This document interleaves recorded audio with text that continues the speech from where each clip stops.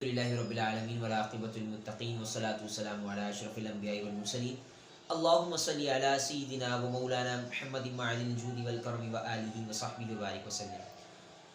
سب سے پہلے تہہ دل سے السلام علیکم ورحمۃ اللہ وبرکاتہ۔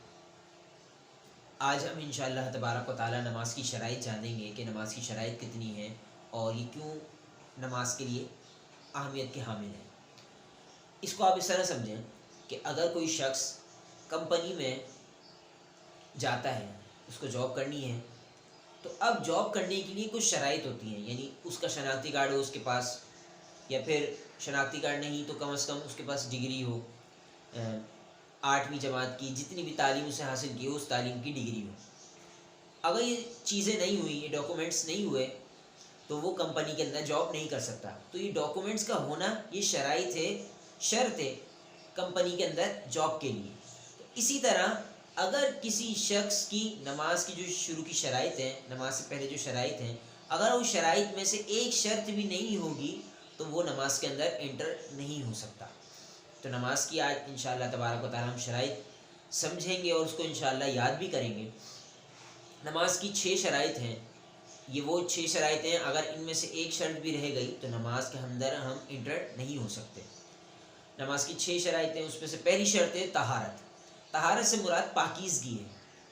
طہارت سے مراد 3 چیزیں ہیں کہ نمازی کا جسم پورا بدن پاک ہو، نمازی کے کپڑے پاک ہو، اور جس جگہ نمازی نماز پڑھ رہا ہے وہ جگہ بھی پاک ہو۔ تو طہارت سے مراد یہ چیز ہے۔ دوسری شرط ہے ستر عورت، یعنی مرد کے لیے ستر عورت، مرد کا ستر عورت کیا ہے؟ جو چھپانے کی جگہ ہے، چاہے وہ نماز سے باہر ہو چاہے وہ نماز کے اندر ہو۔ نمازی یعنی جو مرد نمازی ہے اس کا جو ستر عورت ہے وہ ناف سے لے کے گھٹنوں تک، یعنی ناف سے لے کے گھٹنوں تک کا حصہ یہ مرد کا ستر عورت کہلاتا ہے۔ تو جب وہ نماز پڑھ رہا ہے تو نماز سے پہلے اس کا ناف سے لے کے گھٹنوں تک کا حصہ چھپا ہونا ضروری ہے، جبھی جا کے وہ نماز کے اندر انٹر ہو سکے گا۔ تیسرا فرض ہے استقبال قبلہ۔ استقبال قبلہ سے مراد یہ ہے قبلے کی طرف رخ کرنا، یعنی اگر کسی شخص نے قبلے سے رخ ہٹا لیا 90 ڈگری سے کم، یعنی 90 ڈگری جو ہوتا ہے اس سے زیادہ اگر کسی شخص نے قبلے سے رخ ہٹا لیا تو وہ نماز کے اندر انٹر نہیں ہو سکتا، کیونکہ استقبال قبلہ یہ نماز کے لیے شرط ہے۔ جب تک وہ قبلے کی طرف رخ نہیں کرے گا تو وہ نماز کے اندر انٹر نہیں ہو سکتا۔ تو یہ تیسری شرط ہے۔ اسی طرح چوتھی شرط ہے وقت۔ تو نماز کے لیے جو نماز، مثال کے طور پر آپ عصر پڑھ رہے ہیں، عصر کی نماز کا وقت ہے، تو عصر کی نماز کے لیے عصر کی نماز کا وقت ہونا بھی ضروری ہے۔ اب ایسا نہیں ہے کہ وقت ظہر کا ہے، آپ نماز عصر پڑھ رہے ہیں، یعنی عصر کی نماز کی نیت سے نماز پڑھ رہے ہیں، تو ایسا ہرگز جائز نہیں ہے۔ تو وقت بھی نماز کی شرائط میں سے ایک شرط ہے کہ جو نماز پڑھنا چاہ رہے ہیں، جو نماز آپ پڑھ رہے ہیں، اس نماز کا وقت بھی موجود ہو۔ نیت۔ اب نیت کون سی شرط ہے؟ 5ویں شرط۔ نیت کون سی شرط ہے؟ 5ویں شرط کہ اب مثال کے طور پہ آپ ظہر کی نماز پڑھ رہے ہیں، ظہر کی نماز آپ کو پڑھنی ہے، وقت بھی موجود ہے، نماز بھی ظہر کی ہے۔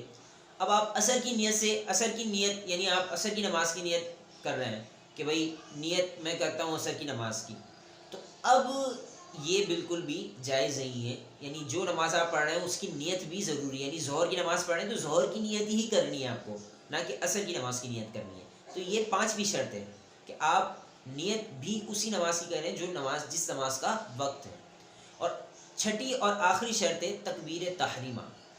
تکبیر تحریمہ سے مراد یہ ہے وہ تکبیر، یعنی تکبیر تحریمہ کیا ہے؟ اللہ اکبر کہنا۔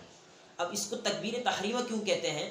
اس کو تکبیر تحریمہ اس وجہ سے کہتے ہیں کہ آپ نماز کے اندر انٹر نہیں ہیں تو آپ کھا بھی سکتے ہیں، پی بھی سکتے ہیں، بات بھی کر سکتے ہیں۔ جیسے ہی آپ نے اللہ اکبر کہا تو آپ کے اوپر وہ تمام چیزیں حرام ہو گئیں کہ جو نماز سے پہلے آپ پر جائز تھی، یعنی کھانا آپ پر جائز تھا، پینا آپ پر جائز تھا، بات کرنا آپ پر جائز تھا۔ جیسے ہی تکبیر کہی اللہ اکبر تو آپ پر کھانا بھی حرام ہو گیا، پینا بھی حرام ہو گیا، بات کرنا بھی حرام ہو گیا۔ تو اس تکبیر کو، یعنی اللہ اکبر کو تکبیر تحریمہ اس وجہ سے کہتے ہیں کہ جو چیزیں نماز سے پہلے جائز تھیں آپ پر حلال تھیں تو یہ تکبیر کہتے ہی نماز کے اندر آپ انٹر ہو گئے تو یہ تکبیر کہتے ہی وہ تمام چیزیں آپ پر حرام ہو گئیں. تو یہ ہم نے شرائط جان لی. پہلی شرط ہے طہارت، دوسری شرط ہے ستر عورت، تیسری شرط ہے استقبال قبلہ، چوتھی شرط ہے وقت، چھٹی شرط ہے نیت، اور پانچویں شرط ہے نیت، اور چھٹی اور آخری شرط ہے تکبیر تحریمہ.